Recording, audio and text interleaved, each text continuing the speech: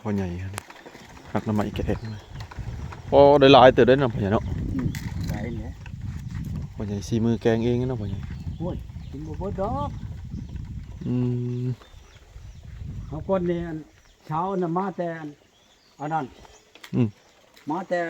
อีละก็มาหาเอานี่น่ะมาโอ้มานอนอยู่เฮือนบ่ทนท้องคืนพุ่นได้เช้าน่ะพี่น้องกันว่ะอันผัวนั่นว่าเฮ้ยนี่พอใหญ่นี่ซองแหนงอันผัวนั่นว่าถึงยังก่อพี่น้องบ่ได้ก็ลืมไปแล้วเราเอามื้อนั้นเห็นบ่พอใหญ่ข้างๆเมืองครัวเจ้าเด้เมืองครัวมือเด้แหนงตัวนี้เฮ้ยอันนี้โอ้พอใหญ่มีแนวแหน่บ่พอใหญ่เด้แหนงอยู่เทิงบางใหญ่จังได๋ชนิมือผู้เด้นี่เด้เห็นบ่น่ะสิได้เอาไม้เกาะนี่อยู่ลุ่มนี่พอใหญ่แหนบางใหญ่อยู่ลุ่มนะเห็นบ่เด้อยู่ลุ่มนี่ใช่เด้อยู่ลุ่มนะเห็นบ่แหนบางใหญ่นึงเห็นบ่อันนี้บ่พี่ข้างพี่เห็นบ่อันนี้บ่เห็นบางใหญ่เนาะเอาไปมาแล้วน้ำไหม้ก็บ่ได้ยากนะพ่อใหญ่เนาะนี่อยู่ในนี่ก็มีอีกได้พ่อใหญ่เดี๋ยวนี้สิเอาไม้เกาะโอ้ยังเหลือแหนงใหญ่2แหนงพอได้นี่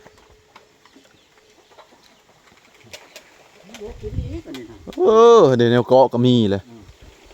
นี่เอาตัวสูงก่อนเนาะพ่อใหญ่เนาะอันนี้นะวะนั่นแหละ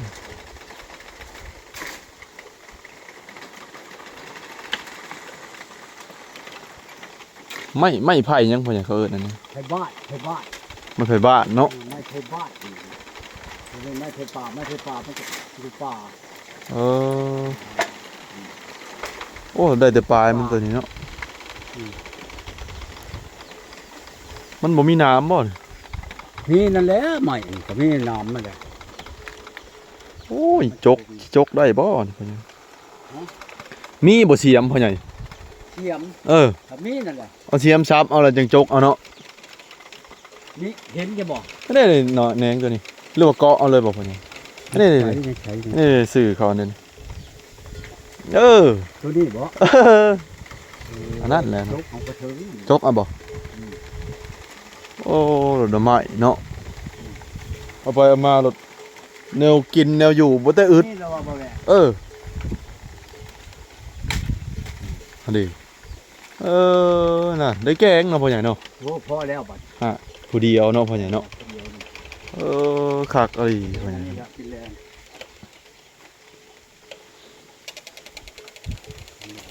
อยู่หลุมมันยังอยู่บ่พ่อใหญ่แหนงนางมันอยู่หลุมแล้วมันโตนั่นกันขึ้นเอาอยู่เทิงแข็งใหญ่ได้นี่ช้ำดำผ้าหลายอันนี้ก็มีเงินอยู่เทิงผุนไหมครับมันบริสุทธิ์คูนเนาะตัวนี้ก็เนาะพ่อใหญ่เนาะก่อนน้ำใหม่พ่อใหญ่ตัวนี้ก็คูนเนาะเลี้ยงผู้เจ้าตลอดเนาะมันใกล้น้ำนั่นบอกพ่อใหญ่มันใกล้น้ำแล้วมันป่งเรื่อยเนาะเขาพันออกแล้วปะโอ้ยไม่ยากเนาะห่านดิโอ้ซื้อนี่ก็เป็น10,000ว่ายามนี่เนาะพ่อใหญ่เนาะ1,000มันบ่ได้ชำนี่ช้ำ1,000น่ะเนาะอันนี้นั่นโอ้ยกินนั่นห่านคนกับพ่อกินแล้วอันนี้น่ะสบายพ่อใหญ่บ่เนาะ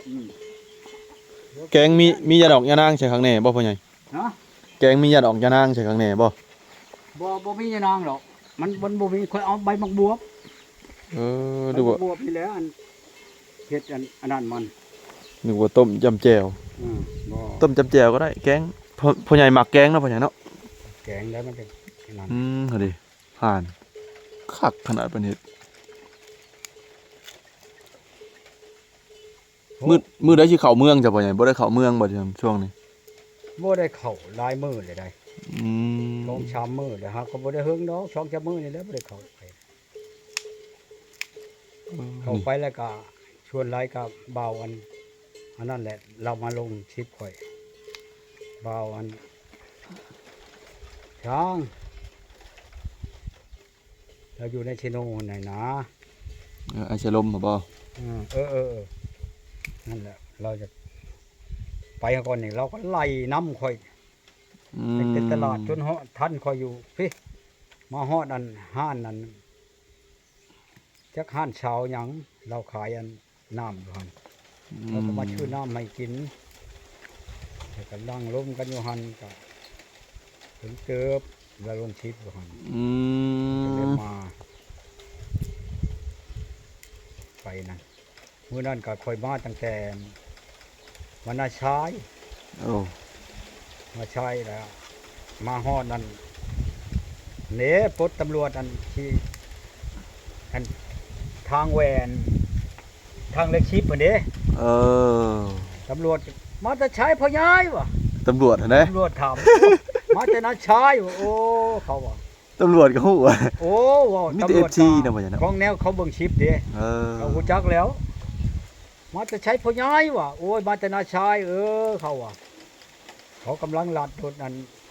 นนั้นรถอันนิโก้เขามาแต่พูดละเขาลัดรถอยู่ตำรวจพอดีเขาห้องถามตัวเองมันจะใช้พญายเขาอ่ะโอ้ยมาแต่นาชายเขาอ่ะเนี่ยพวกเนี้ยเขาหูจักเขาเบิ่งในชิปเขาก็หูจักแล้วเนาะแม่นแล้วเขาจื้อแล้วคือมื้อนั้นและชาวหนกเห็นคอยถือหมวกกันน็อกอันแดงนั่นเขาจื้อแล้วเนาะคงคนเคยเห็นกันอยู่ใช่ก็พ่อใหญ่บ่ได้ยินบ่พ่อใหญ่บ่อย่างงี้โอ้ยก็อย่างงี้ค่อยก็แห้งถึงถามแล้วเว้าโหน้ำไม้มันก็เนาะคักขนาดไปนั่นไปใช้เขาฮู้จักเบิดของแนวเขาเบิ่งในชิปเนาะเด็กน้อยชวนหลายเด็กน้อยน่ะฮู้จักข่อยของแนวเด็กน้อยน่ะเบิ่งชิปข่อยน่ะเซลนะพ่อใหญ่เซลใช่แล้วบัดนี้โอ้มานี่ตู้ก้อนเขาว่าผู้นั้นก็ตู้ก้อนอยู่ว่าไปเวียดน่ะนะเวียดก็ยังฮู้จักอ๋อตัวเวียดก็โหดพ่อใหญ่เอานี่เด้นี่อันมื้อนั้นข่อยไปอันทางแบงนี่ทางแบงตัวนี้ทางแบงบ้านเราเวียดมันอยู่ในบ้านโพนนี่ที่ไปใช้มันว่าเครื่องใช้เครื่องอันนั้นแท้มันว่าเต็มสูตรเนาะมันรู้จักได้เวียดพูดไปหาผู้ชาวโอ้ตู้นี่คักหลายมันว่าโง่นะโอ้มันบ่แต่คนลาวพวกแนวเขาเบิ่งในชิปเขารู้จักเบิดแหละคุณนี่ครับเนาะพ่อใหญ่เนาะอยู่ไปอยู่มาก็มีแนวกินแรงเนาะพ่อใหญ่เนาะอันนี้แล้วนี่ปานน่ะผู้สาวบ่ยังมาอยู่เนาะพ่อใหญ่เนาะโอ้ยผู้ใดก็ตาบ่ถึงเลยความชุกมันบ่มีมันแท้จริงก็สิอยู่ไปหยังบ่เขาอยากถามเบิ่งว่ามาอยู่น้ำข่อยแหละคือว่าความชุกมีพอชำนี่แหละคือเขาอยากปลาใครละบ่พังความคนน่ะกับพังโลดคนบัญชีนั่นเสียกับลูกกับเมียไผบ่แพงเมียคนในแผ่นดินในนั้นแม่นเลยว่าหยังคือเพิ่นเว้าหลังตีหีฉี่ขี่ทลานมันถึกบ่ผัวกับเมียมันบ่แม่นแนวเตะตีคันว่าเคยเตะค่อยตีค่อยให้ค่อยด่าค่อยฆ่าค่อยอันนั้นเป็นยังบ่มาใหม่ค่อยเอาเฒ่าแก่มาเว้าเนาะเอาเฒ่าแก่มาเว้าเนาะพ่อใหญ่เนาะบ่เห็นว่าใหม่ว่าหยังค่อยเมื่อหลักเมื่อปัดค่อยปัดเอาอันเงินนั้นค่าแต่งค่าแปลงค่อยคืนมาดีบ่ในนั้นน่ะส่งเงินค่าดองคืนนั่นบ่ว่าหยังค่าดองคืนบ่มักค่อยในใส่บ่มักก็เว้ากันสิแม่นบ่เลยค่อยก็มีอ้ายมีน้องมีเฒ่ามีแก่มีหน่วยแม่นแล้วว่า